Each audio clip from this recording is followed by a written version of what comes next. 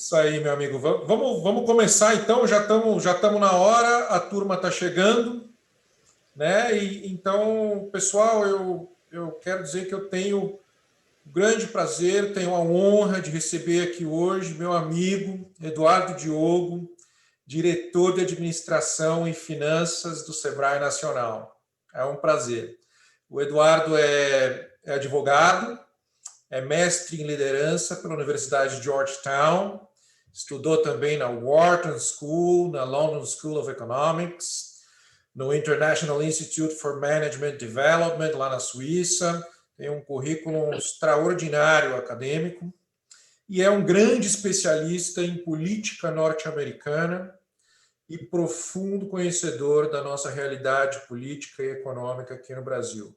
Ele é autor de 2 livros que eu tenho, um deles eu ganhei de você, né? que são o Muda Brasil e o It Was About Hope. Né? Eduardo foi consultor do Banco Mundial, lá em Washington, foi secretário de Planejamento e Gestão estadual, foi presidente do Conselho Nacional dos Secretários de Administração e Gestão e da Confederação Nacional dos Jovens Empresários, CONAGE. O Eduardo, ele, em nome do Sebrae, ele representa o Sebrae em vários órgãos e colegiados, como, por exemplo, no Conselho Deliberativo da ABDI, a Agência Brasileira de Desenvolvimento Industrial, no Conselho da Associação Brasileira de Instituições Financeiras e Desenvolvimento, a BDE, no Comitê Gestor da Mobilização Empresarial pela Inovação, na Confederação Nacional da Indústria, né? E no Conselho Superior do Instituto Evaldo Lodge, o IEL Nacional, no Conselho Superior da Câmara Brasileira da Indústria 4.0, do Ministério da Economia, no Comitê de Orientação Estratégica do Programa Brasil Mais Produtivo, também do Ministério da Economia, e muito mais próximo de nós, o Eduardo é nosso grande parceiro como representante titular do Sebrae no Conselho Deliberativo da Apex Brasil. Então, estamos juntos sempre ali na gestão da nossa Apex. O Eduardo vem falar aqui para a gente sobre as atividades do Sebrae, que vocês já sabem, é uma entidade privada de serviço social, parecida com a Apex, integrante do mesmo Sistema S, né? Conta aí com 9 diferentes instituições de apoio aos profissionais. O Sebrae não tem finalidade lucrativa, né? É um serviço social, e ele presta há muitos e muitos anos, desde 1972, que é o ano que eu nasci, hein? O Sebrae nasceu junto comigo. Presta um serviço fundamental, né? Um serviço extraordinário de apoio às micro e pequenas empresas brasileiras, pela capacitação e pela promoção do seu desenvolvimento, da sua competitividade. Né? Então, vai ser muito, muito bacana a gente ouvir o Eduardo sobre as atividades do Sebrae, que é nosso parceirão no PNCE, na Apex, entre outros. Né? Eduardo, eu queria te comentar que os alunos que aqui estão terminando o curso de formação de diplomatas do Instituto Rio Branco, terminam agora neste mês. A partir do mês que vem já vão ser diplomatas assim, full operational diplomats, né? Lotados nas divisões aqui, nas diversas unidades do Ministério em Brasília, onde eles precisam pagar aí um pedágio de alguns anos, né, como burocratas em Brasília, antes de se encaminhar para a nossa rede de postos, o que me parece muito, muito correto. Mas, assim, são diplomatas já em estágio final de formação, né, e já conhecem bastante aí dos temas de promoção comercial, eles têm tido contato desde o começo do ano na nossa disciplina.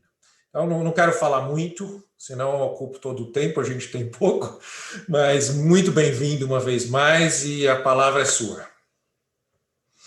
Bom, Leonardo, primeiro, muito boa tarde a todos e, obviamente, eu começo a minha fala com a afirmação que tudo que acontecer essas próximas, sei lá, 1h30, 2 horas que a gente estiver junto, é culpa do Leonardo. só para deixar isso muito claro.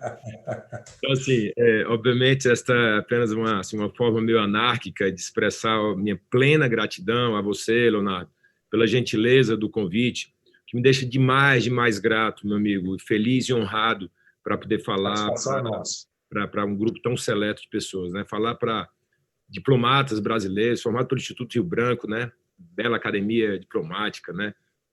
Não vou chover no molhado falar da importância do preparo, né? Tanto na vertente das reflexões sobre diplomacia, relações internacionais, né? Visando o melhor para o nosso querido Brasil, nosso povo, assim como também aperfeiçoando, né? A formação e constante qualificação dos servidores do Ministério das Relações Exteriores, que cuidam no dia a dia, né?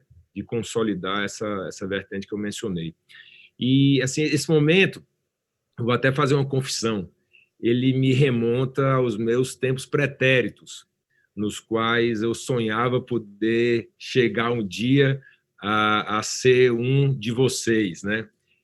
Que nesse instante me ouve, né? Então, assim, meus caros e minhas caras, primeiro, uma referência também muito especial às damas presentes e também não presentes, que ontem celebramos o seu Dia Internacional, mas, meus caros e minhas caras, parabéns pela bênção gigantesca para a vida de todos vocês e de cada um de vocês, o vital exercício da diplomacia em nome do nosso querido país.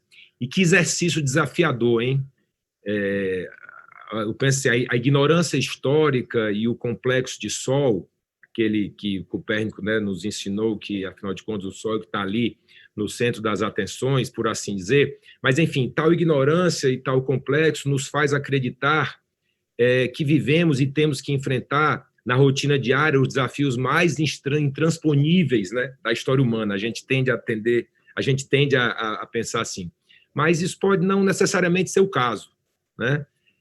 Não estou dizendo que a gente vive o que a aviação chama, né, de CAVU, né, que é o Ceiling and Visibility Unlimited, né, aquele cenário ideal para se voar. Obviamente estamos longe disso. Mas para que os senhores pudessem ter um pouco assim do meu modelo mental, para que a gente pudesse conversar hoje, eu ontem perturbei o Leonardo, pedindo para que ele enviasse para todos vocês aquela nota do autor, né, Leonardo? Mandei. Com relação, muito obrigado, com relação ao livro que eu escrevi, né? E, assim, esse modelo mental nos leva ao caminho que a gente, de certo modo, começa a trilhar aqui nesse momento, né? Tentar aqui ver um pouco do absurdo, né? O absurdo com esse momento de parada, um momento de partida, de repartida, né? A gente tendo aqui como identificar alguns pensamentos, alguns pontos de reflexões que eu vou colocar para avaliações de vocês. Primeiro, assim, eu vejo que é muito bem interessante, eu gosto muito de tentar buscar em coisas normais, entre aspas, né, costumeiras da vida, esses pontos de reflexões e ponderações. A começar pelas manifestações culturais, né, ou de artes, para quem preferir, como cinema, música, literatura, pintura e por aí vai. Também na história, né, história que nos foi contada e que está aí ao nosso dispor, e em situações absolutamente simples da vida. Eu acho que a gente aprende muito dentro desse contexto, né, tais como com conversas com pessoas que possuem aquela dita sabedoria popular, né? Mauro Santayana dizia que ela era temperada pelo sol, pelo suor e pelas lágrimas do sofrimento. E eu acrescento dizendo que essas lágrimas do sofrimento sempre deixam no rosto o doce sal da dignidade. E como também no simples caminhar pelas ruas, né? Práticas banais que, quando a gente sai do modo automático para o modo observativo, um novo universo se abre diante de nós. Então, repetindo assim, essa migração, eu faço questão de enfatizar isso, do modo automático de olhar as coisas para o modo observativo é algo fundamental nas nossas vidas. O poder da observação, prezados e prezadas, é incomensurável. E no mundo da diplomacia, então, que vocês são mestres nesse mundo, não tem nem o que dizer. E o mundo da diplomacia também nos ensina muito, né?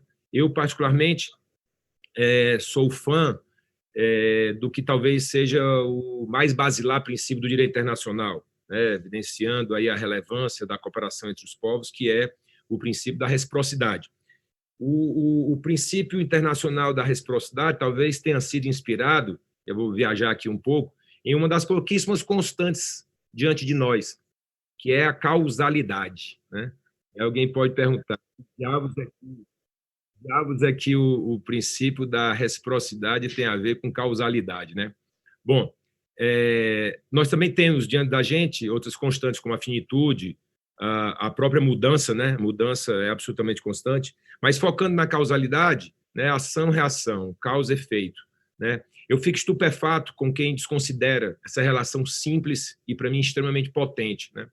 Eu não sei se vocês presenciaram, mas a gente teve em abril do ano passado um episódio em Araucária, Curitiba, no qual uma pessoa que entrou no supermercado não quis colocar a máscara. E o guarda, né, que estava lá, foi forçar ele a colocar. Resumindo, vocês devem ter acompanhado, aconteceu em abril de 2020,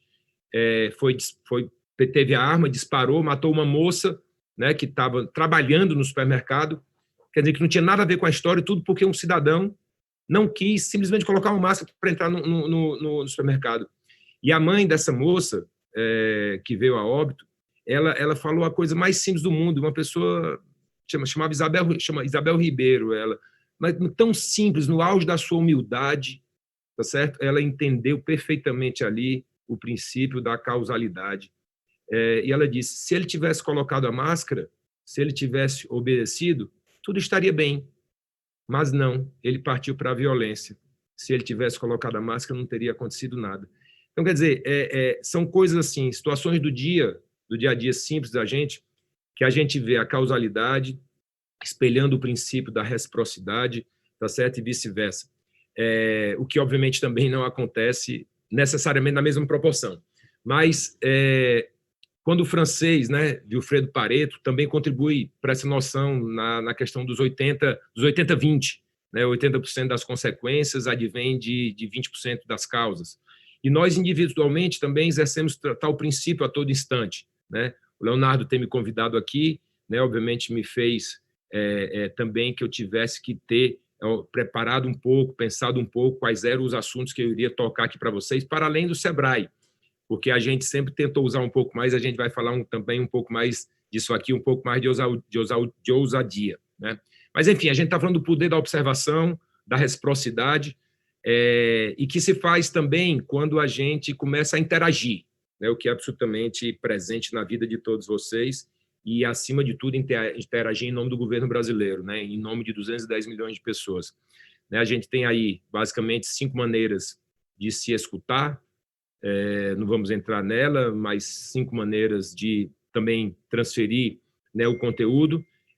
Ou seja, estamos aqui agora como que sentados em uma mesa de interlocução, a qual possui essencialmente 4 pernas que a sustentam nas laterais, né, 3 nas pontas e uma central.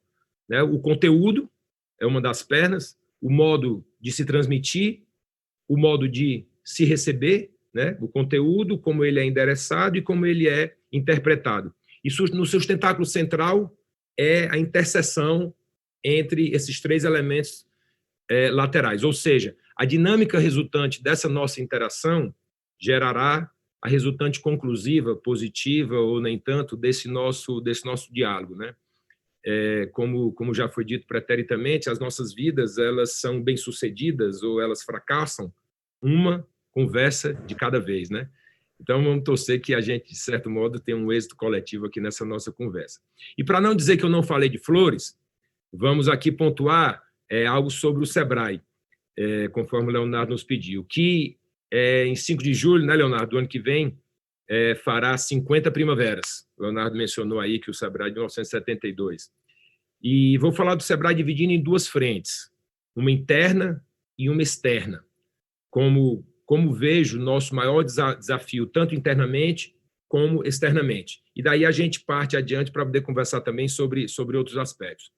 Internamente, talvez nosso maior desafio seja o aperfeiçoamento da cultura organizacional.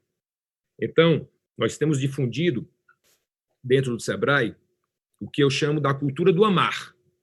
É o A de alegria, porque, afinal de contas, a ludicidade ela nos ajuda a quebrar resistências e aproximar as pessoas em ambientes de alta complexidade e incerteza, que é um ambiente que a gente vive no mundo corporativo, apesar do Sebrae não ser uma corporação clássica, faz parte do serviço social autônomo, mas, de certo modo, também o é.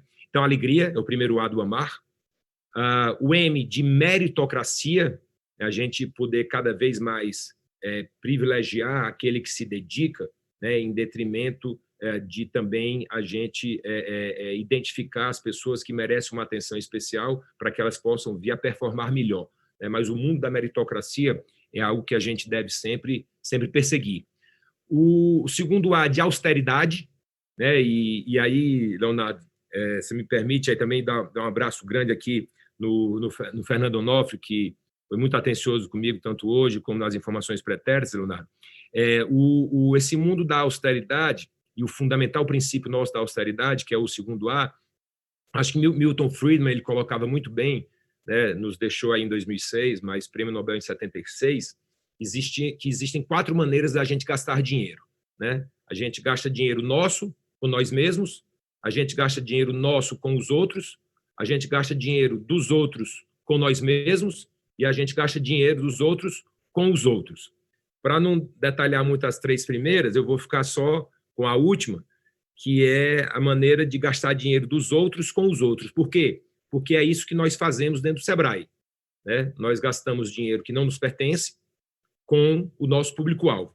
Então, dizia Milton Friedman que quando a gente gasta dinheiro dos outros com os outros, a gente tem a tendência natural de não nos preocuparmos nem com a qualidade do que a gente recebe em troca por aquele valor que é efetivamente hipotecado, nem com o custo.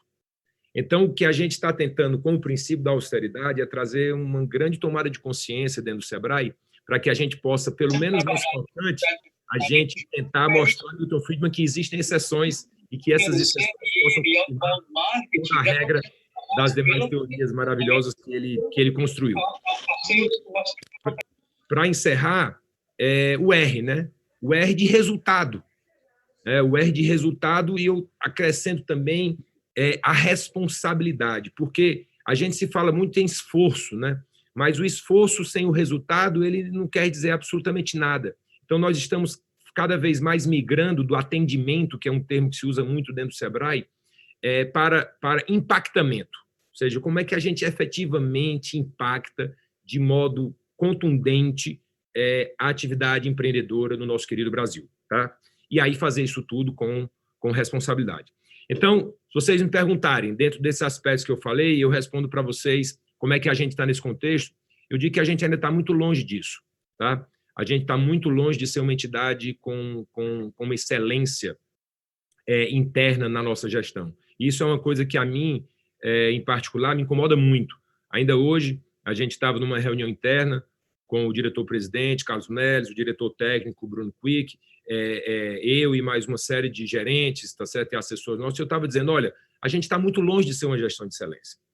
E a gente tem que entender isso. Não dá para o pessoal ter uma tendência de querer se autoelogiar muito, sempre a pincelar ali, né, aquele confirmation bias, de pegar aquilo ali que serve para poder confirmar suas teses ou para dizer que você realmente é muito bom. E a gente está longe, né, de ser. Eu estou convencido, né, que para que o Sebrae possa se tornar uma referência externa, né, ele tem a obrigação de se tornar uma referência interna, uma gestão de excelência para o nosso público-alvo, que são mais de 18 milhões de pessoas no Brasil inteiro, possa olhar para o Sebrae e dizer, beleza, esse tipo de gestão eu quero colocar na minha atividade empreendedora. E repito, a gente ainda está longe disso. Mas, pelo menos, a gente está indo no rumo. Né? Entre essa relação rumo versus velocidade, né, eu sempre fico com o primeiro, porque se a gente está indo muito veloz por um local errado, né, a gente vai estar ficando cada vez mais longe do que é o ideal. Mas quando a gente está consistentemente indo no rumo correto, a gente vai chegar em algum momento ali no porto que a gente considera ideal. Mas, enfim, quando observamos, e aí eu digo Pareto novamente, no universo dos colaboradores, é bem fácil identificar, né, que a gente tem 20% das pessoas que performam 80% do trabalho. Né? Isso é uma realidade. Né? Vocês, obviamente, conhecem a expressão, mais ou menos esses 20%, e o Sebrae talvez também não seja uma exceção nesse tocante, eles são mais ou menos como se chama em inglês de unsung heroes, né? E os outros 80% a gente tenta fazer com que eles não sejam o que também se chama em inglês, que é mais ou menos que o oposto, que é o bottleneck, né? Então, e isso é insustentável, mas a gente está efetivamente trabalhando nesse tocante, né? Então, Estamos buscando o aperfeiçoamento dessa cultura, como eu falei, o maior desafio interno que a gente tem, oferecer oportunidades e lideranças para novos talentos, fundamental, né? Enfatizar a comunicação dentro da organização, tentar eliminar o que eu chamo da síndrome da informação faltante, e a informação faltante, ela gera todo tipo de conclusão inadvertida e é um problema horrível, tanto nas nossas vidas pessoais, como profissionais, como sociais. Então, tentar eliminar o resultado, os resultados da síndrome da informação faltante, né? E que, obviamente, fazer com que todos nós possamos compartilhar internamente as conquistas dos objetivos que são alcançados, né? Tipo, passar de uma cultura interna, né, que eu chamo assim de danosamente competitiva, para uma cultura que seja competitivamente cooperativa, né? Então, encontrar aí a shade, o tom perfeito entre aquela lógica do winner take all e o giver take all. Encontrar aí, talvez, dentro desse tocante, George Washington, e tem uma ali no Washington Monument, né, que para quem ainda não foi, sugiro dar um passeio lá, tem um maravilhoso lá dentro. E lá no Washington Monument tem uma frase de George Washington que eu acho maravilhosa, que ele dizia o seguinte: meu primeiro desejo é ver o mundo inteiro em paz e seus habitantes agindo como um bando de irmãos que enfaticamente atuam para ver quem mais contribui para o futuro da humanidade, né? Então, é mais ou menos isso aí que eu estou querendo me expressar, cooperação com competição, e assim a gente faz a transição do cenário interno do Sebrae para essa frente externa, né? Externamente, eu particularmente acredito que o nosso maior desafio ele é promover o que a gente está chamando de a inclusão intelectual e comportamental do nosso público-alvo. Como eu falei, mais de 18 milhões de brasileiros, são quase 11 milhões de MEI e já mais de 7 milhões de micro e de pequenos empresários, né? Ou seja, o que eu falo da inclusão intelectual e comportamental? É o recebimento do dado, é a interpretação correta do dado para que possa ser gerada ali uma informação, e essa informação devida, ela ser efetivamente transformada em conhecimento. E ela só é transformada em conhecimento quando ela muda o nosso comportamento. Então, tem que haver, primeiro, a inclusão intelectual, o aprender, né? E depois a inclusão comportamental, ou seja, o agir de acordo com os novos preceitos, com a nova realidade, aperfeiçoando, né, as nossas ações no dia a dia. Nessa seara do preparo melhor da atividade empreendedora, né, a gente tem aí um gigantesco, né, conjunto de elementos a serem considerados, né? E eu vejo como uma questão central que passa hoje pela atividade empreendedora brasileira como sendo um grande aliado, e eu vou falar aqui sobre a nossa questão nacional, mas é a questão central do aumento da produtividade. E a produtividade é uma palavra absolutamente central para a gente, ela tem a ver com o que eu estava falando do ponto de vista interno do Sebrae, o esforço e o resultado. E aqui, novamente, a gente está falando de causalidade. Então, a produtividade no Brasil, a produtividade da microempresa, ela é de apenas 10% da nossa grande empresa. E quando comparada a micro e a pequena, quando comparada a pequena empresa com a grande, ela vai para 27%. Então, você tem uma microempresa que tem 10% da produtividade da grande. E a pequena empresa que tem 27% da produtividade da grande, né? Na Europa, só para a gente poder ter um termômetro, esses mesmos parâmetros, eles vão para 40% e para 60%. E quando a gente imagina que a gente tem 10% na microempresa de produtividade da grande e 27% da pequena com relação à grande, e a gente lembra que a nossa produtividade média com relação à economia americana ela é em torno de 24%, a gente vê o tamanho do nosso desafio. E essa produtividade já foi na década de 80, na casa dos 40%. Né? Então, o que dá exatamente uma queda de 40%, né? De 40% para 27% dá exatamente menos 40%. Então, produtividade, isso aí é uma questão central para a gente. Né? Eu destaco, enfatizo, né, que o aumento da nossa produtividade ele rima com a nossa prosperidade da nação. E em inglês ele fica bem melhor, né? Porque a gente pega a sigla, né, da SMEs, SMEs Productivity Rhymes with Our Nation's Prosperity. Então, efetivamente, um está ligado ao outro. Então, eu queria destacar isso como sendo, primeiro, o nosso maior desafio interno, a cultura, e o nosso maior desafio externo, a inclusão intelectual e comportamental, e, seguida disso, o aumento da produtividade na atividade empreendedora brasileira. E assim, Leonardo, com a sua permissão, do Fernando, a gente começa a migrar um pouco mais para a gente explorar outras coisas que eu gostaria de dividir aqui com vocês para colocar, se vocês entendem ou não, que seja pertinente de alguma maneira. Né? Observar aí a nossa realidade um pouco mais abrangente. Né? Às vezes eu tenho a sensação, viu, Leonardo, que hoje todos nós, de certa maneira, somos jaywalkers. Não sei exatamente, não acho que não tem uma palavra na língua portuguesa, né, que possa definir exatamente o conceito de jaywalker, né? Mas não necessariamente o tempo todo, mas a maior parte do tempo. Né? Isso não necessariamente é fatal. Né? Qualquer um de nós, a gente pode se chocar com o veículo dentro dessa analogia, né, e ficar bem debilitado, ou esse choque físico pode ser ali um fator impulsionador e despertador para algo que preteritamente a gente não conseguia efetivamente vislumbrar. Mas é um exercício meio insano, né? Mas também é meio insano a gente entender que a maioria das coisas, né, que serão fundamentais nas nossas vidas no futuro curto ainda não existem, né, ou que não tiveram seus valores, vamos dizer assim, devidamente identificados e reconhecidos. Então, ter a noção precisa e segura do porvir é algo que é instigante e é, de certa maneira, ilusório, né? Porque a gente tenta, mas ninguém consegue efetivamente ter essa noção. E aí é que está a beleza, né? Está a beleza da nossa vida, né? A beleza das incertezas, né? do porvir, né? Mas por isso mesmo que essas loucuras supervisionadas, né? Como essa questão do jaywalking, né? Muitas vezes são bem-vindas e devem ser incentivadas. E aí, eu estou migrando agora para essa questão da ousadia, que é, na verdade, o que a gente está tentando fazer aqui, né? Conversar um pouco para além daquela abordagem que seria talvez um pouco mais tradicional, mas a gente necessita, eu entendo a gente individualmente e no nosso contexto de vida, o nosso país, de uma certa dose de saudável ousadia para evoluir, né? Essas loucuras supervisionadas com causas coletivas e nobres, recompensadoras, né? Se não dizer, vamos dizer, como se a gente poderia evoluir, né, se a gente ficasse 100% restrito às amarras das questões que nos são impostas ao longo das nossas vidas, né? Os senhores e senhoras com as respostas.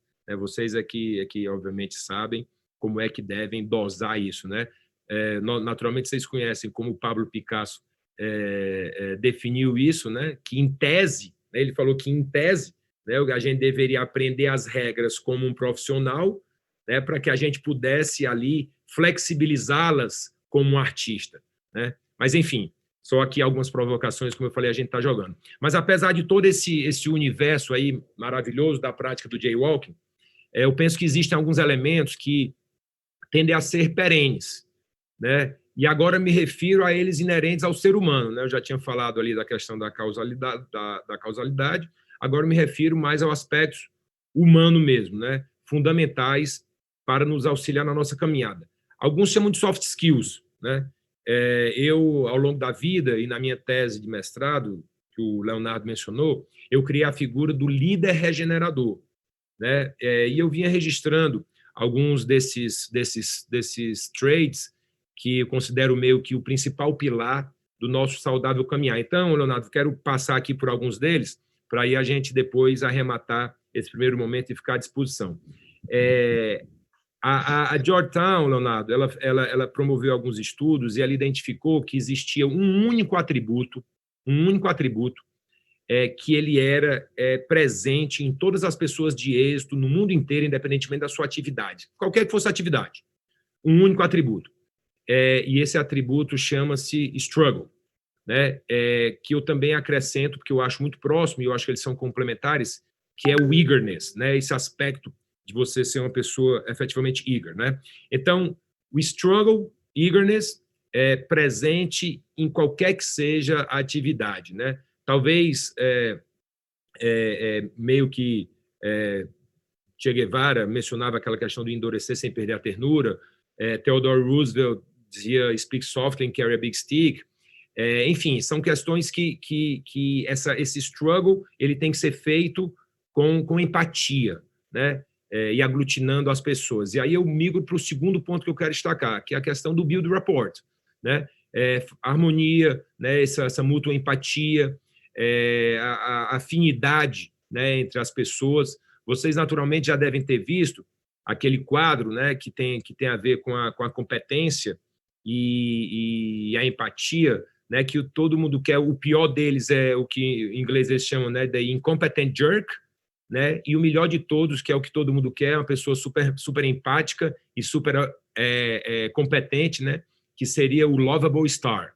Então, dentro desse contexto, eu acho muito importante a gente destacar essa questão do comprometimento como sendo mais importante do que a competência, né? Porque a competência a gente vai buscar se a gente tiver o struggle, se a gente tiver o comprometimento. Mas uma pessoa competente e descompromissada tem uma tendência de ser um problema seríssimo dentro de um grupo, né? E assim, o talento com o struggle gera o skill, e skill com o struggle gera achievements, né? Então, isso é uma lógica mais ou menos que está presente nesses estudos acadêmicos. Então, o item 3 que eu queria dizer era trustworthiness. E aí, Leonardo, eu junto com o quarto, que é decisiveness, por uma questão muito simples. Nos mesmos estudos da Georgetown, foram apenas 2 predicados que eles consideraram que eram, fazendo uma pesquisa com outras universidades do mundo, que eles consideram lá, e nos ensinaram no nosso mestrado, que seriam predicados considerados positivos de modo universal. Trustworthiness e decisiveness. Porque todos os outros, depende da cultura, depende da lógica do país e tal, são considerados em alguns locais negativos, outros nem tanto. Mas esses 2 não, né? Assim, da questão de trustworthiness, eu tento, desde que meus filhos nasceram, eu tento passar essa noção para eles. Eu tenho 2 filhos, de 16 e 17 anos, que eu digo para eles o seguinte: meu filho, não tem problema nenhum no mundo a gente errar. A gente erra, não tem problema nenhum. A gente reconhece o erro, a gente se desculpa pelo erro, a gente fala que não vai mais errar, pelo menos esse, né? Vamos fazer novos erros, mas a gente jamais, em qualquer hipótese, a gente mente. Então, assim, a confiança, ela é, de fato, a base de todas as relações, né? Então, a gente não tem condição na vida, no meu humilde entender, de superar uma mentira. Mas o erro, não. O erro a gente supera e a gente, com essa determinação de não errar mais e buscar acertar, a gente vai adiante. E a questão de decisiveness acima de tudo, identificar o tempo, né, da decisão, né? Identificar o tempo sempre é crucial, né? Mas aqueles gestores que postergam indefinidamente as decisões é algo que tem um poder de nocividade bastante significativo dentro das organizações. Eu não estou dizendo que você deve decidir abruptamente, deve ouvir todo mundo, deve efetivamente identificar o momento apropriado, mas isso é um predicado fundamental do ponto de vista das relações que a gente está conversando aqui. O quinto que eu queria falar é a questão do poder do long-term thinking, né? Tem uma coisa, viu, Leonardo, que assim, o nosso português ele distingue o fazer do perfazer, né? Fazer dá o primeiro passo, perfazer é você concluir aquela efetiva tarefa, né?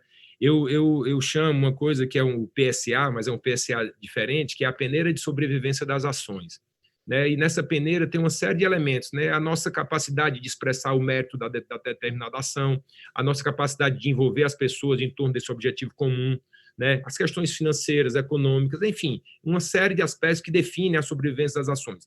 Mas uma das coisas mais importantes dentro desse contexto é a gente definir o tempo versus a tarefa. Porque se a gente colocar para a gente que a gente vai resolver os problemas do mundo inteiro em 5 anos, ou que a gente vai pegar, por exemplo, a fome do mundo e vai acabar em 5 anos, a gente sabe que a gente não vai fazer. Então, o poder do planejamento de longo prazo não nos faz nos sentirmos incompetentes com uma tarefa que a gente pode realizar, mas ela simplesmente foi colocada num prazo ou numa condição que foi para a gente impossível de ser realizada. Então, é muito importante se dosar, né, essa tarefa com a questão do tempo para que a gente possa estar entusiasticamente ali motivados para entregar e que a gente não, pelo contrário, a gente se decepcione e se sentir que nós somos incompetentes e frustrados por não ter feito. Outro aspecto fundamental que eu entendo é a self-reliance, né? Nós jamais podemos terceirizar os resultados das nossas vidas, eles nos pertencem, né? Nós somos os principais, de longe, né, coautores, coatores, co-arquitetos, co-construtores das nossas vidas, né? Eu falo co, né, porque também existem outras variáveis, né? Mas nós somos os vitais e maior determinantes, né, do que acontece com a gente na nossa vida, seja em qualquer que seja a atividade. E eu falo um pouco do contexto do texto de ontem, Leonardo, que lá eu falo de self-reliance e falo de interindependência. Às vezes a gente escreve interindependência e as pessoas leem interdependência. Mas não, o interindependência, né? Essa questão da gente poder fazer esse relacionamento com todos por opção, né? E não por obrigação, né? Então, era outro aspecto que eu acho fundamental. Outro ponto, outra palavra, e a gente está usando palavras em inglês que são, às vezes, fica difícil traduzir, resourcefulness. Eu entendo que na vida diplomática de vocês vão ter que se virar nos 30, né, bastante, né, e a resourcefulness está ligado com a adaptação também, né? Para mim, o significado de resourcefulness, ele contempla a noção de adaptação e perpassa o conceito, né? Essa capacidade de encontrar as maneiras rápidas e inteligentes, né, para poder vir a superar qualquer que seja a dificuldade. Então, assim, a gente, em pleno ano Domini 2020, ano passado, e 2021 agora, né, nós revisitamos, né, o século XIX, especificamente ali em 1859, né, Charles Darwin nos inspirou, né, nos seus estudos, né, sobre o processo evolutivo, e mais do que nunca, a gente viu no ano passado, no momento dessa pandemia, né, que não é o mais forte, né, mas é quem se adapta, né, que realmente vai ser fundamental para poder estar longevo em tudo. Então, adaptar. Não mudar significa uma morte lenta, né? Então, que a gente possa o tempo todo estar ligado nesse aspecto também. Outro ponto, Leonardo, que eu acredito que vai ser fundamental nessas relações que cada um dos diplomatas e diplomatas aqui presentes será positivo no desempenhar dessa função maravilhosa e super nobre, manter o beginner's mindset, né? Julgando menos, né? Principalmente a priori, né? Evitar, né, esse julgamento. Aliás, assim, né? Quando a gente, todos nós temos uma tendência, quando a gente conhece alguém na vida, já classifica logo de 3 maneiras, né? Com relação à classe socioeconômica, com relação ao sexo e com relação à idade. É uma coisa que a gente tem a tendência de fazer naturalmente e compara logo com a gente, né? É homem, é mulher, é mais velho do que eu, é mais novo do que eu, tem uma condição melhor ou não tão boa quanto a minha. Isso é uma tendência natural, né? Então, a gente já começa a partir disso aí a tirar conclusões, né? Então, o ideal seria observarmos mais, convivermos mais, né? Sem essas influências, né? De pré-julgamentos. A gente sair dos pré-julgamentos para os pós-julgamentos, né? Dos pré-conceitos para os pós-conceitos, né? Os conceitos, depois da gente efetivamente ter essa oportunidade de conviver e entender melhor, né? E aí, eu entendo que sempre a questão do beginner's mindset está ligada à humildade. Eu venho de uma cidade litorânea e não me lembro exatamente, me recordo quem foi, sempre me falha o nome, mas eu aprendi há uns 20 anos atrás que um determinado chinês foi perguntado por que o mar era tão grande, né? E aí, depois de um certo momento, ele chegou à conclusão: o mar é grande porque o mar é humilde. Mas por que o mar é humilde, né? O mar é humilde porque se coloca abaixo de todos os rios da face da terra para poder receber suas águas. E daí a sua enorme grandeza, né? E aí o beginner's mindset é isso, né? É a gente se colocar para receber essa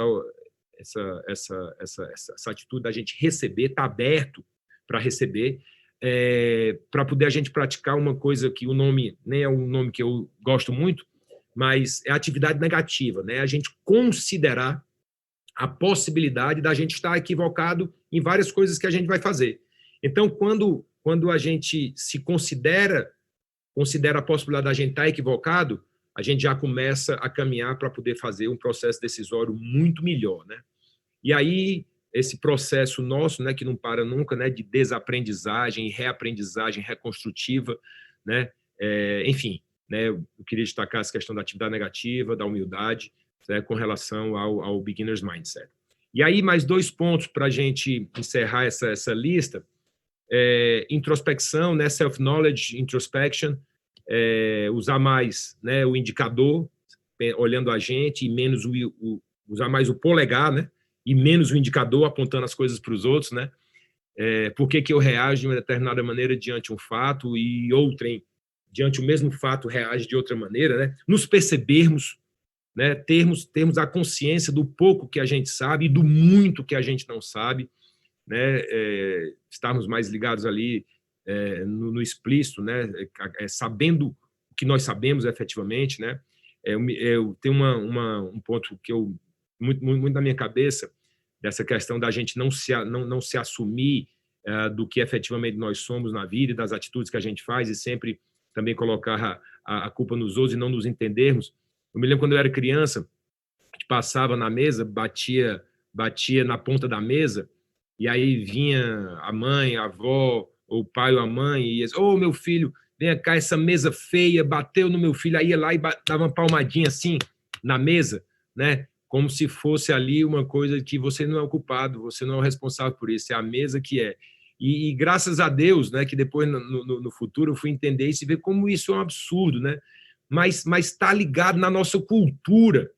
É bonito a gente falar isso, mas a gente já está fazendo isso, uma coisa simples, voltando àquelas questões do início que eu falei, coisa simples do dia a dia, mas a gente vai ali, quando o menino vai lá na mesa, ou uma menina, bate, se machuca, e a mãe, super bem intencionada, culpa a mesa, né, por isso, né, a gente ali está começando a formar nas nossas cabeças, né, o que vai ali talhar o nosso caráter para a vida inteira, né, terceirizando as responsabilidades das nossas vidas, por exemplo.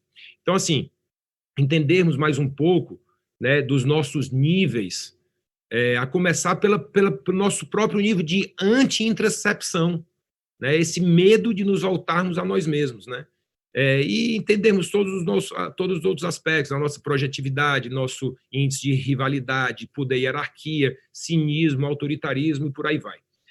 Mas, enfim, se traduz um pouco nisso aí que eu estou falando, uma frase de Einstein, que ele dizia o seguinte: uma vez que a gente aceita os nossos limites, nós podemos superá-los. Mas antes a gente tem que aceitar os nossos limites. Antes a gente tem que se conhecer os nossos limites, entendê-los, aí a gente consegue superá-los. Mas sem a gente conhecê-los e aceitá-los, não tem como superar, né? Bom, e para encerrar, Leonardo, o tópico específico, e a gente partir aqui para uma conclusão, eu queria mencionar awareness, né? Ler o ambiente, né? Entender a cultura, as crenças manifestadas pelos objetos que estão postos ali em exposição, né? Escutar todas as palavras não proferidas, entender, identificar os gestos que foram segurados ali pela rápida reparação de um possível ato falho, tudo isso é fundamental, né, na relação diplomática de vocês. Tem uma figurinha, não sei se vocês já viram, de 3 ancestrais nossos, aqui da época da caverna, um puxando um carrinho de pedra, um outro atrás empurrando, não era roda, era um quadrado, um sofrimento, uma coisa, e aí vem um outro e oferece umas rodinhas. Olha aqui as rodas, aí o cara, não, muito obrigado, a gente está muito ocupado, não pode agora perder tempo com isso. Mas, assim, essa falta de awareness, de um modo em geral, é algo extremamente danoso no exercício de qualquer um de nós nas nossas vidas, principalmente de vocês, né? Então, assim, realmente se atentar ao detalhe, né? A gente sabe, né, tem aquela frase dizendo quem é que mora nos detalhes, mas, enfim, se atentar a todo e qualquer detalhe, como eu falei, as palavras não ditas, os gestos não consolidados e tudo mais. Mas, assim, ó, Leonardo, Fernando, meus caros, minhas caras, existe uma outra palavra-chave que eu entendo, e me perdoem, por favor, se estou falando coisas que não dizem respeito à atividade de vocês e que não vão servir efetivamente para nada, mas que eu entendo que fará parte do cardápio diário da dieta de vocês como diplomatas que já o são. E essa palavra é negociação. Mais ainda, aqui no Instituto Rio Branco, no curso de promoção comercial, não é verdade? Mas, assim, e para que essa negociação gere boas resultantes, né, essa dieta diária tem que ter os ingredientes nutricionais das técnicas e conceitos necessários e imprescindíveis, aqui de um lado, né, tais como, né, The Dilemma of Toughness, The Buyer's Remorse, Bargaining Zone, the Dilemma of Information Sharing, BETNA, e por aí vai. E todos esses e todos os outros ingredientes nutricionais das técnicas, né, que estão aqui, se somam com os ingredientes também nutricionais adicionais ligados ao caráter relacional humano, que foi o que eu tentei colocar aqui, um pouco deles, para apreciação de vocês, dos senhores e das senhoras, né? A boa interação, o se relacionar, o poder de persuasão, de transmitir confiança à outra parte numa relação que seja aqui negociacional. Aliás, eu errei. Enfim, uma relação de negociação. Perdi agora a palavra. Bom, mas eu acredito que os predicados relacionados anteriormente, por mim, eles devam estar, à medida que vocês avaliarem que seja oportuno, no portfólio geral dos senhores e das senhoras, se somando aos predicados específicos de cada um dos aqui presentes, né, que vocês sabem muito bem entender o que é de fundamental para cada um de vocês. Então, assim, eu destaco esse fundamento por uma razão muito simples. Eu entendo que esse somatório aqui que a gente falou das técnicas e desses conceitos, por exemplo, de negociação, com esses aspectos do entendimento humano e da relação humana, é que vai fazer o diferencial quando eles fazem aqui a junção entre eles. Por quê? Porque tudo é a implementação, né? É a execução, né? Não é o conceber, né? Mas é sim o executar, é o caminhar, e ali ao longo do caminhar, como a gente viu no texto, né? Nosso grande Antônio Machado, vai ali caminhando, ajustando ao longo do caminho, mantendo-se firme ali no nosso objetivo, mas fazendo todos os aperfeiçoamentos que a gente tem que fazer ao longo do caminhar, né? Então, aqui me coube meio que plantar uma série de sementes, ou algumas poucas sementes. Caberá aos senhores e às senhoras separar o joio do trigo.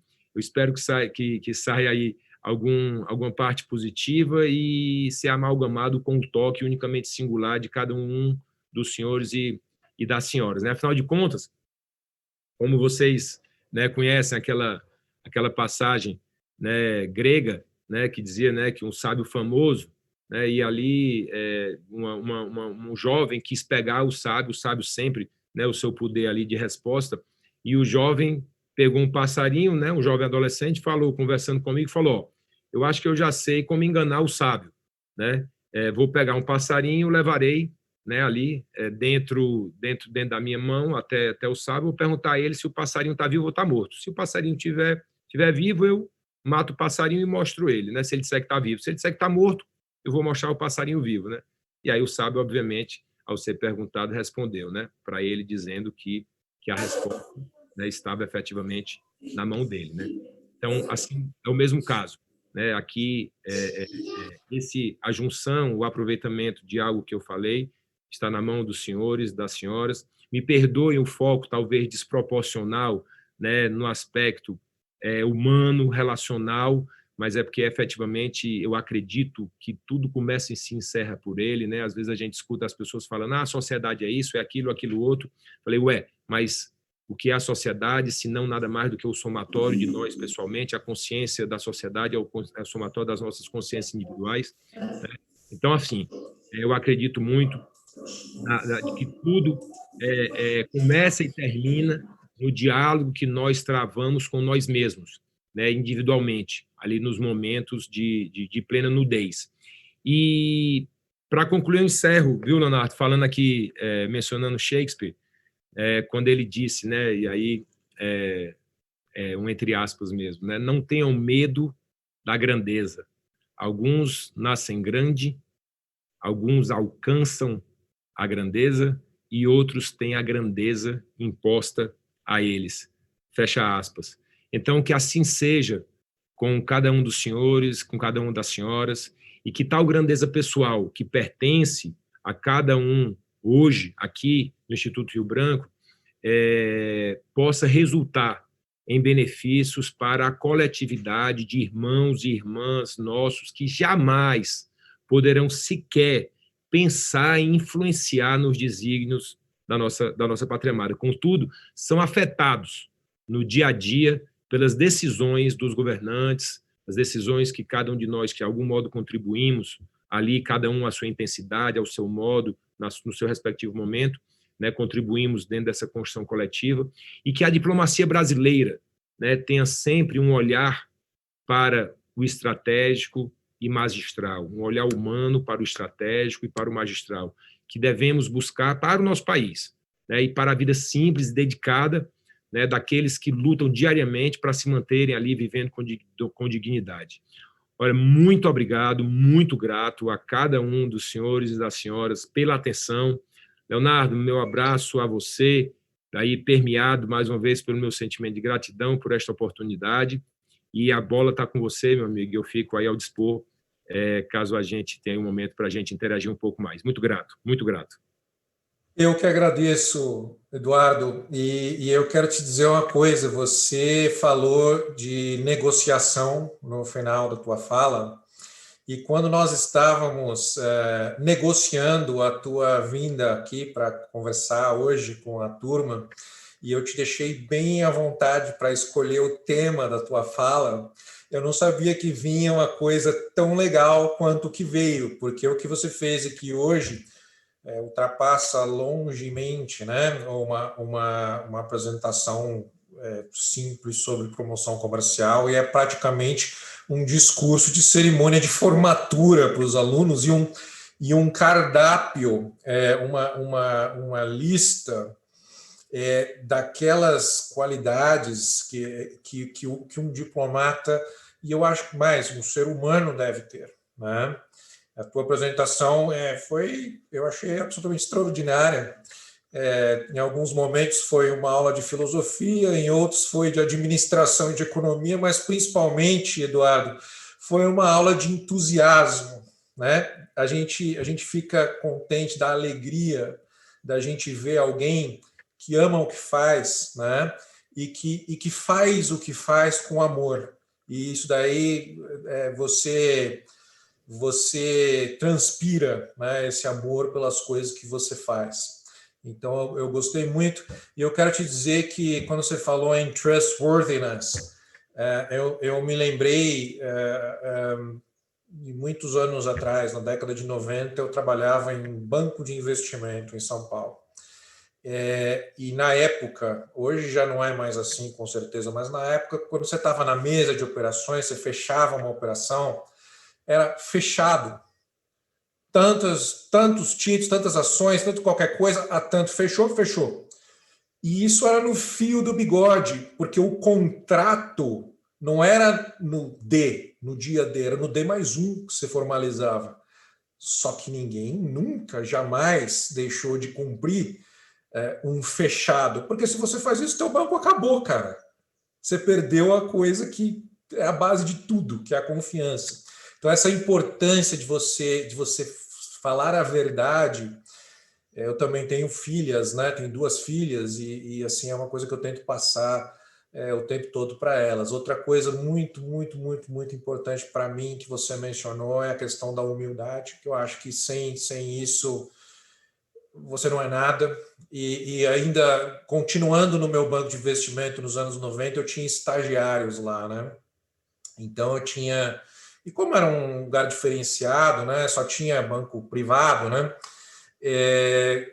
A gente recrutava meio que os filhos da elite lá em São Paulo, porque eles já tinham acesso às pessoas que interessavam, né? E eu lembro que dos meus estagiários, o cara mais humilde era também o que melhor trabalhava, né?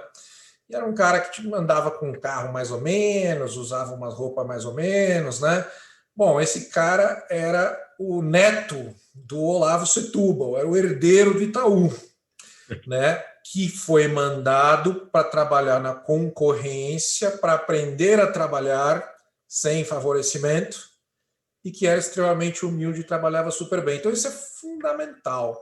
E outro ponto que eu queria mencionar aqui, no qual você tocou e que eu acho extremamente importante, a questão da responsabilidade. E esse exemplo que você usou do mesa feia, eu uso direto, esse mesmo exemplo.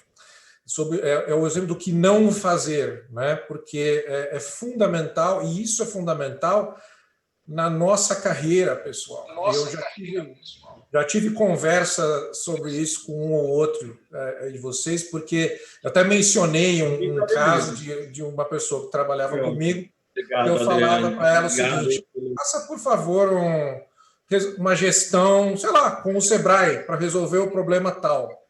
Aí passava uma semana, ô fulano, resolveu o problema com o Sebrae? Aí eu mandei você, a Lígia, mandei um e-mail, né? Então eu mandei um e-mail para essa pessoa, já significava que o problema estava resolvido, né? É o contrário de você assumir responsabilidade pelas coisas, né? A gente tem que assumir responsabilidade, inclusive pelos nossos erros, né? Muito, muito importante. Mas, enfim, eu te digo tudo isso para agradecer a tua apresentação e eu queria jogar duas ideias aqui sobre as quais a gente podia conversar. A gente tem aí mais uma meia hora aí pela frente. Uma que tem a ver especificamente com tudo que você falou agora, que e eu assino embaixo, é um mapa do caminho de como ser um profissional, basicamente. Como ser um bom ser humano, né? Mas como ser um bom profissional também. E eu queria que você, se você puder, que você falasse um pouquinho mais sobre como você vê nesse quadro grande que você desenhou a questão do networking. Porque o networking, para a nossa profissão, e para todas, mas para a nossa tem um valor fundamental. Assim. Então, eu queria que você, se você pudesse desenvolver-se um pouco mais sobre isso. E a outra coisa é que você, ao falar do Sebrae, você falou da importância da inclusão. E isso é absolutamente fundamental no modo de ver, e a gente tem que ter esse desafio em mente, assim como a gente tem que ter o taxpayer money o tempo todo em mente enquanto a gente exerce o nosso trabalho, né? E aí, como o Sebrae cuida de micro e pequena empresa, e você falou dos milhões de micro e pequenos empreendedores que precisam ser incluídos justamente, me veio aqui uma questão que eu te faço, que é a seguinte: os nossos micro e pequenos empresários no Brasil exportam muito pouco, né? Exportam muito pouco, inclusive com relação, quando comparado aos nossos vizinhos sul-americanos, aos chilenos exportam mais do que a gente, comparativamente, né? Para dar um exemplo.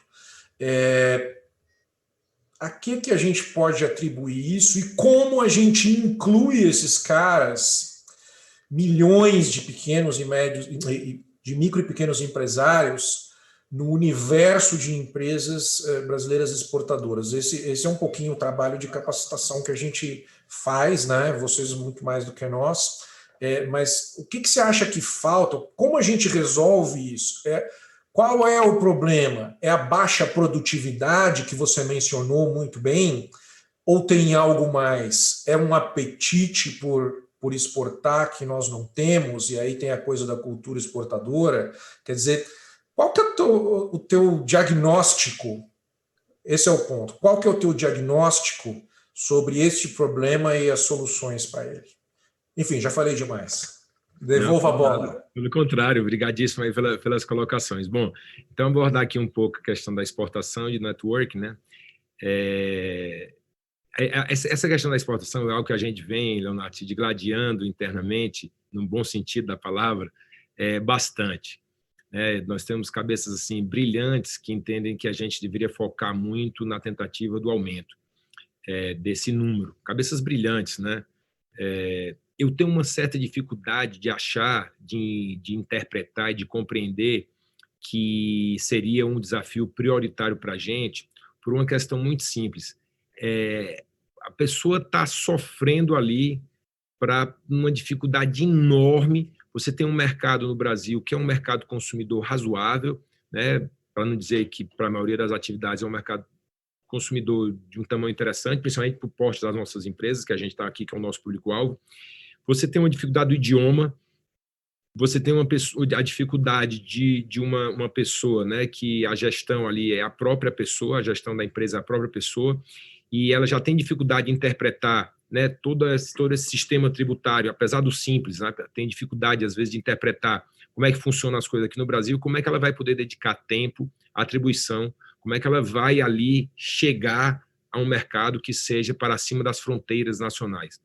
Eu acho, assim, repito, cabeças brilhantes que identificam que a gente deveria focar mais nessa área. Eu tenho dificuldade de ver como a gente poderia obter resultados que fossem efetivamente, sabe, assim, significativos por conta de todas essas questões, né? Então, assim, eu acho que enquanto tiver para quem vender aqui, por que vai mais adiante? E aí tem as outras questões que eu falei, né? Entendimento de legislação, idioma, e por aí vai, né? E a própria mentalidade, né? Aquela inclusão que eu falei, intelectual e comportamental. Ninguém já nasce, não nasce com esse mood, né? Não nasce. O modus operandi é outro, né? Então, eu acho que são alguns elementos que vão também se somando a muitos outros, né? E o networking é o famoso antigo, né? Que os nossos pais, nossos avós diziam, né? Mais vale um amigo na praça do que dinheiro no bolso, né? Mas essa é a realidade, né? Se eu não tivesse, né, a alegria de ter você como amigo, tá certo? Você ser um cara tão atencioso, né? Eu jamais estaria aqui, né? Não é dinheiro que compra, por exemplo, uma participação aqui dessa, né? Não é dinheiro, é relação, né? Então assim, eu realmente eu sou uma pessoa que eu tentei ao longo da minha vida construir relações, mas assim, sabe, Leonardo, dentro dessa questão do network, se você me permitisse, eu iria dar aqui, comentar uma coisa, pelo menos funciona para mim, né? Como eu falei lá no texto, eu falo, né? Todo mundo tem que encontrar aquela métrica no texto de ontem, né? Que faz com que a gente tente superar, né, o processo de envelhecimento. Eu me pergunto qual foi a última vez que eu fiz alguma coisa na vida pela primeira vez, né? Eu falei lá no texto. Quanto mais recente está, melhor. Aliás, antes que alguém pergunte, o meu mais recente foi semana passada, porque eu mergulhei, que nunca tinha mergulhado na vida, viu? Mergulhei de como é que chama? De oxigênio.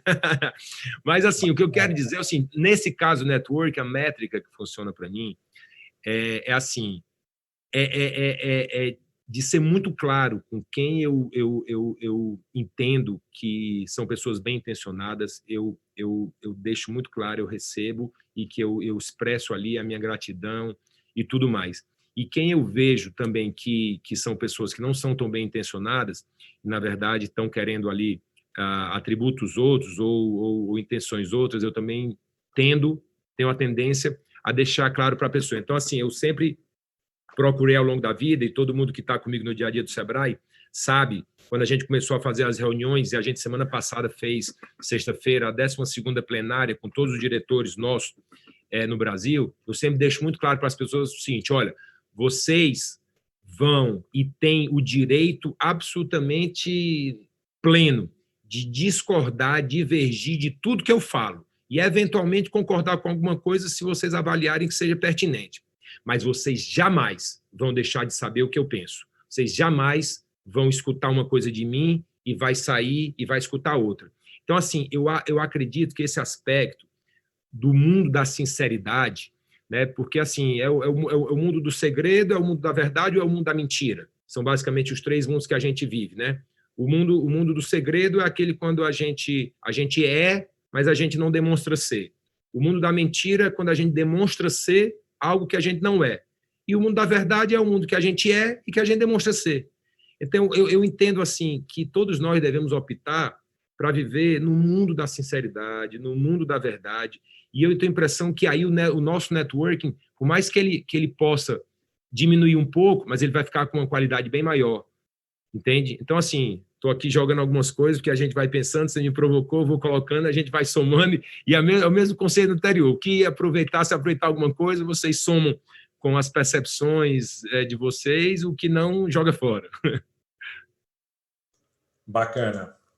Vou abrir aqui para, então, algum comentário, pergunta, bate-papo com a turma. Primeiramente, eu gostaria de agradecer muito a palestra do senhor. Primeiro, me identificar, meu nome é Luiz Felipe, aluno aqui do Rio Branco. Eu gostei bastante que, quando o senhor mencionou os fundamentos, o senhor mencionou relação de negociação, essa importância de entender o interlocutor, né? E algo que eu sempre apreciei muito do Sebrae, sempre admirei, que é isso de chegar junto do produtor, de conversar com as pessoas na base desse trabalho e acompanhá-las assim, em toda a etapa do processo, eu sempre achei fantástico.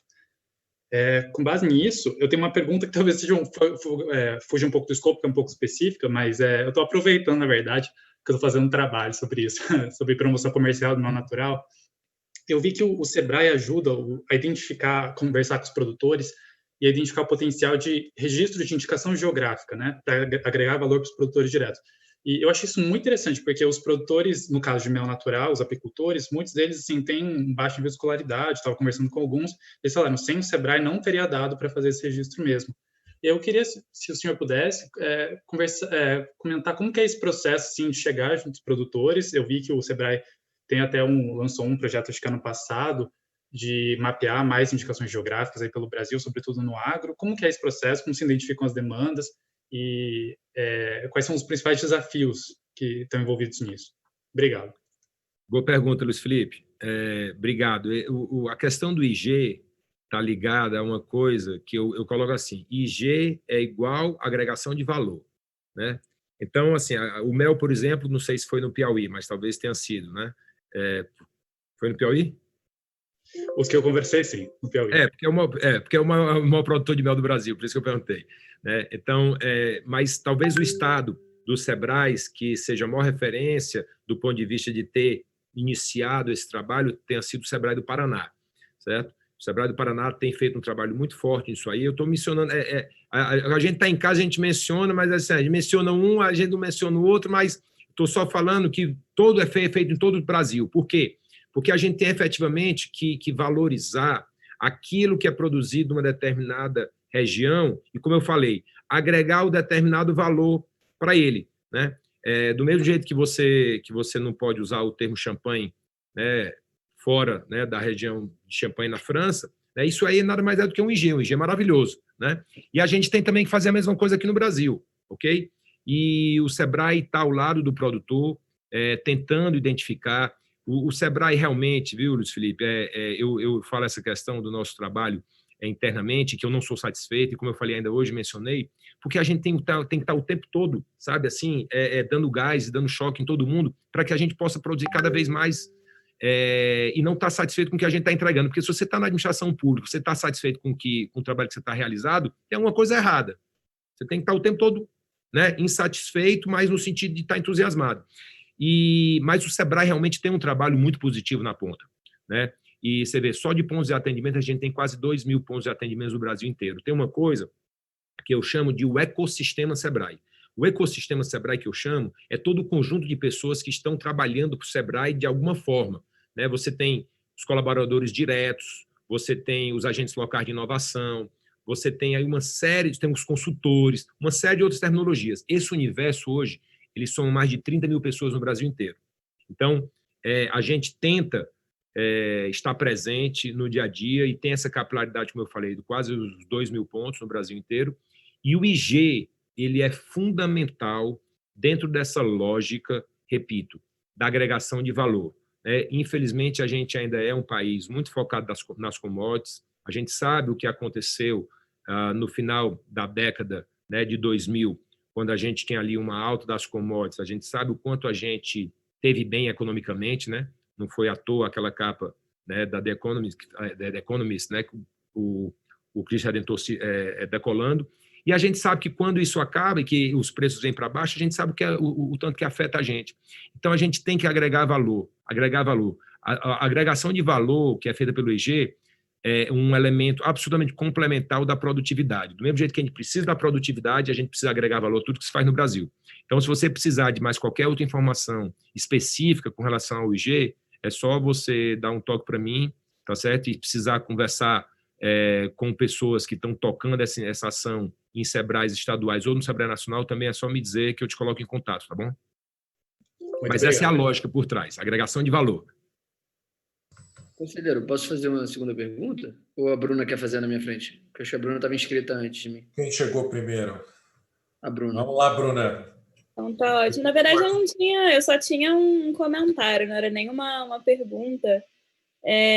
Que, na verdade, essa questão do tempo, né, é bem instigante, né? De um lado, o senhor nos apresentou diversos conceitos que são essenciais para o nosso desenvolvimento, acho que não apenas pessoal, como até o próprio conselheiro tinha falado, mas o desenvolvimento das nossas próprias organizações, né? De outras vezes a gente olha para o Brasil e para a sociedade e dá a impressão de que nós não mudamos nada em todo esse período.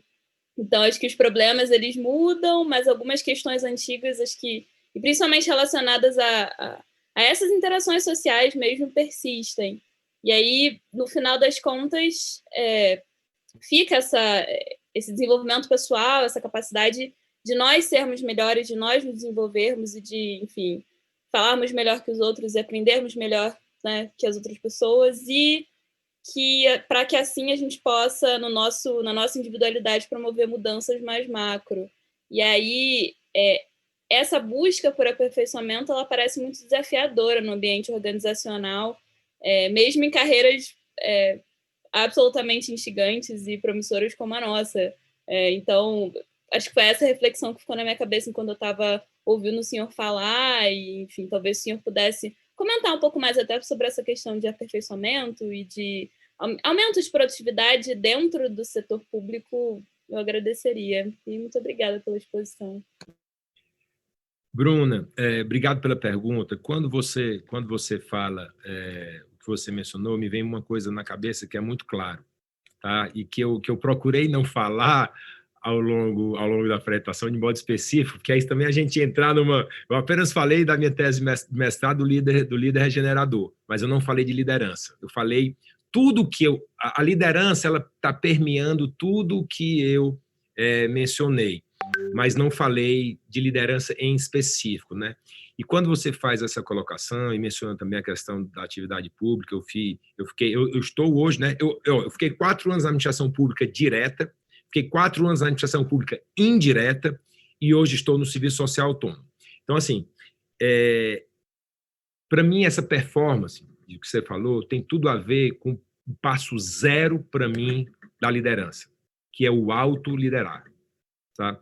Então, assim, tudo que eu coloquei aqui tem a ver com com o aspecto de nós nos entendermos, né? Muito mais do que o self-reliance, né? É o autoliderar. Né? Nós temos que ser os nossos próprios chefes, nós temos que ser as pessoas mais gente boa, mas ao mesmo tempo crítica, no melhor sentido da palavra, com nós mesmos.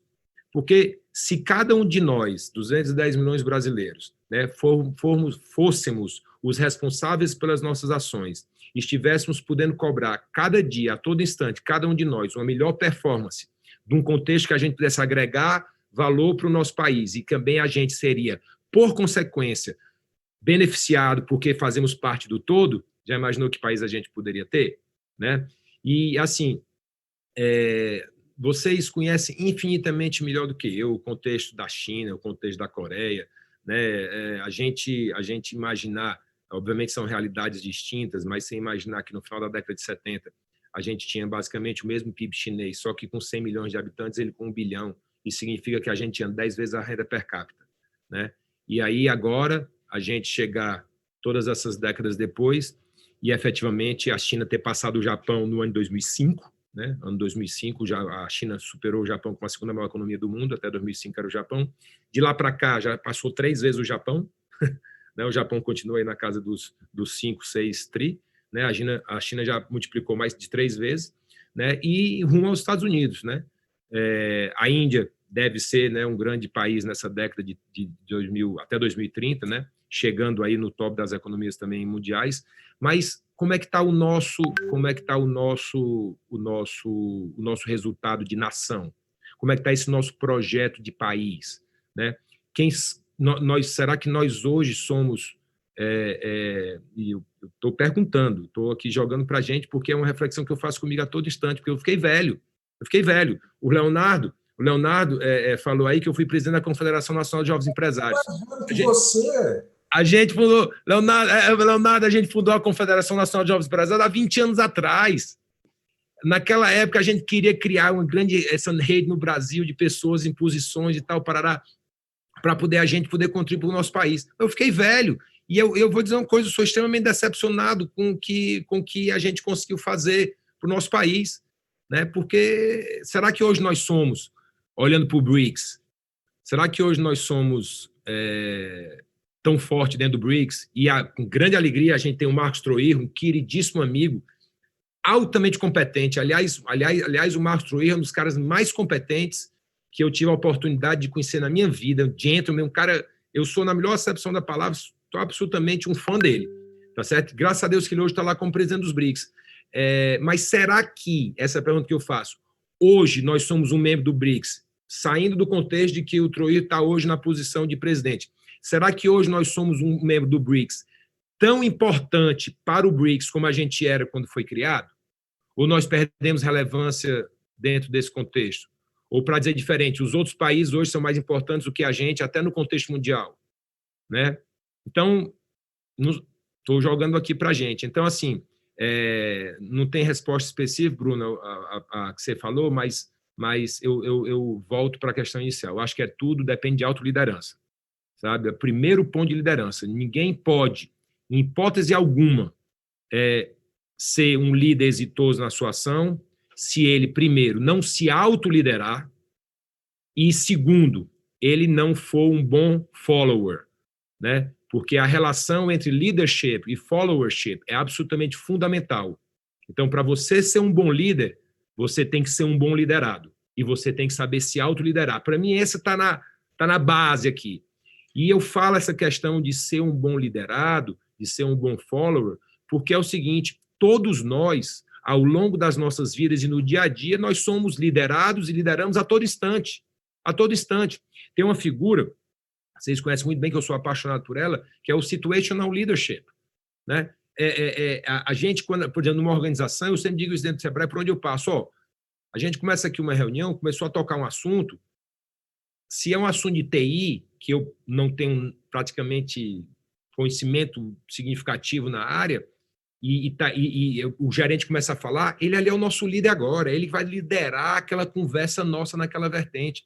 Passou para um outro assunto e chegou uma outra pessoa com uma outra competência, ele vai nos liderar ali. Não é só porque eu estou no momento sentado na cadeira de diretor que isso, não, patente, tem que ficar do lado de fora da sala.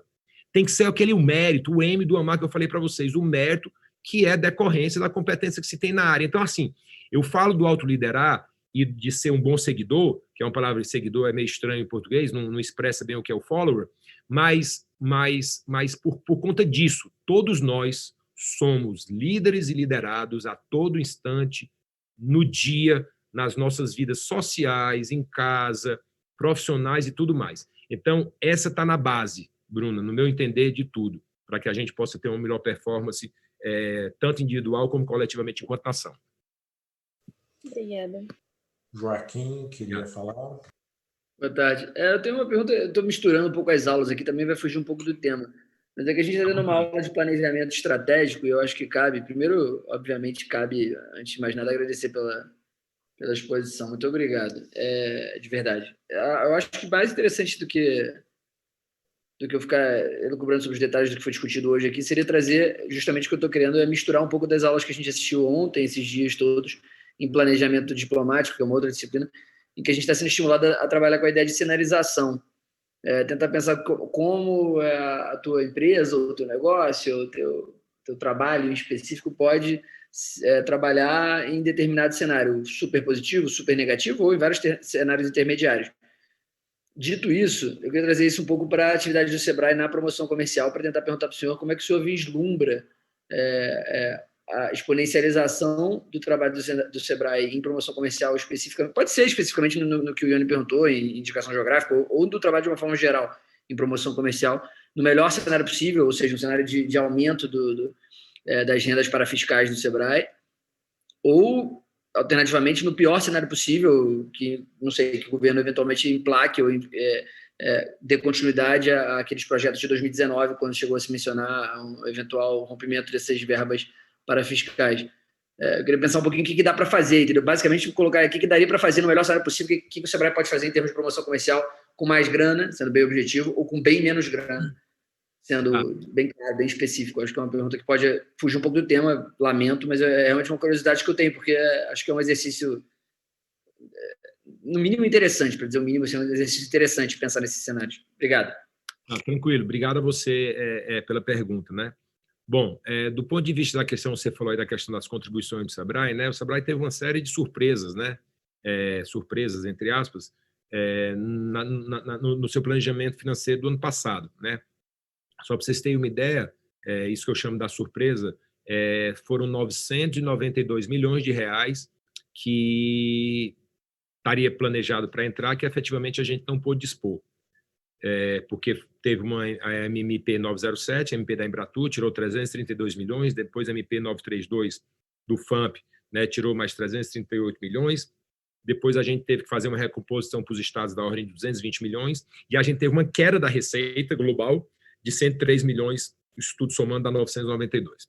Então, assim, nós conseguimos adequar, né, agora no dia 20 de março vai fazer um ano que a gente teve um último momento presencial com toda a casa, né?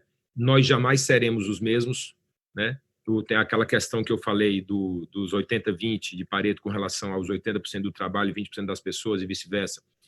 Acho que ficou mais claro do que nunca, né? Agora precisa se ter a disposição, né, e a coragem, coros de coração, né? Coragem que havia efetivamente do coração, de fazer a transformação.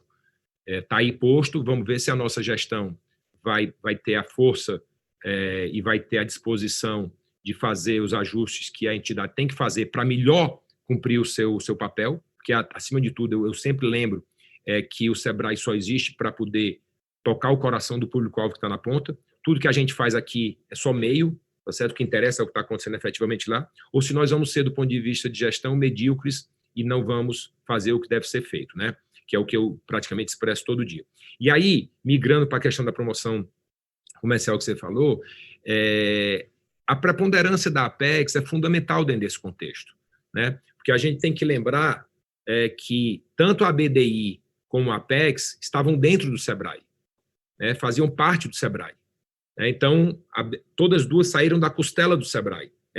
Então, a Apex é quem, na verdade, aí eu destaco, obviamente, o trabalho do Segovia, um trabalho maravilhoso, né, com toda a equipe dele lá, que tem atuado fortemente nessa promoção, né, do ponto de vista das exportações, obviamente, que é o foco da Apex, né?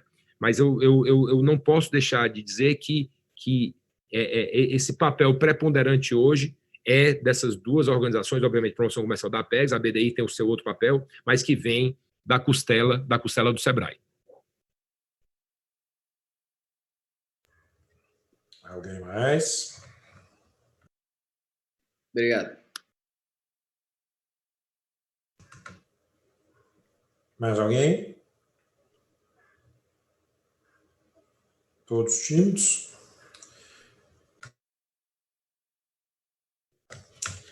A gente está, de qualquer maneira, se encaminhando aqui para o fim do nosso tempo, Eduardo. E a turma teve aí uma longa tarde, né, comigo, basicamente. E aí, enfim, acho que o nosso tempo está de bom tamanho.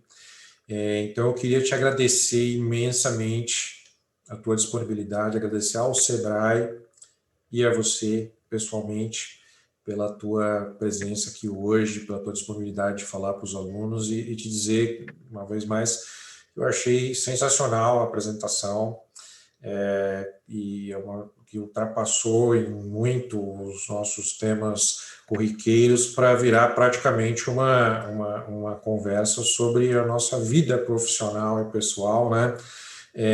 Que é das mais relevantes, e é um tema talvez mais importante do que qualquer outro, na verdade, né? E eu gostei demais dos teus insights, muitos dos quais são raciocínios que eu compartilho, né, e concordo inteiramente. Então, só fazer te agradecer e te convidar para futuras oportunidades mais adiante. Vamos continuar aí com essa parceria, com certeza, não só no Rio Branco, mas em geral entre o Itamaraty e o Sebrae, Eduardo.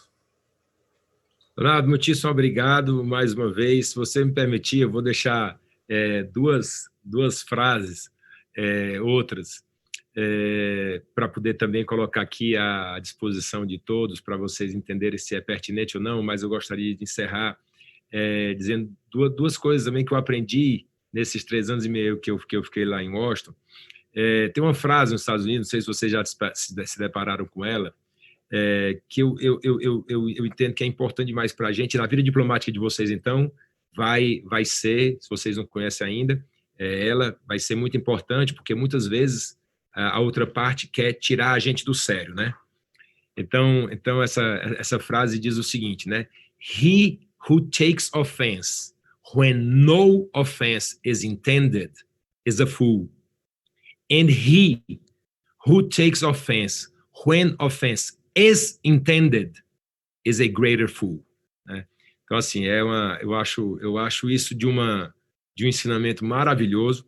No mundo diplomático, né, vocês vão ser testados e vão querer testar vocês a todo instante para poder tirar ali do centro, né, de vocês. Então, primeiro, queria colocar essa. E uma outra frase que eu me deparei, e aí, quando a gente vê tanta gente jovem aqui, né, Leonardo?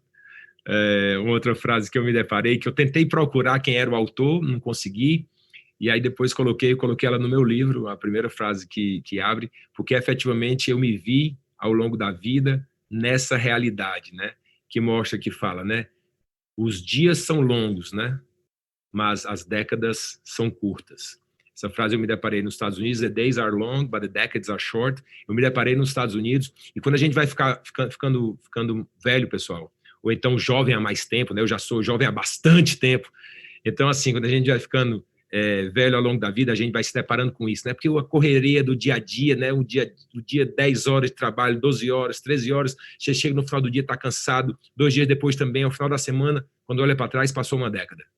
Então, assim, que vocês, que os senhores, que as senhoras, ao longo da vida de vocês, diplomata, eu também gostaria de dizer o seguinte: nunca desistam de nada, de nenhuma ação.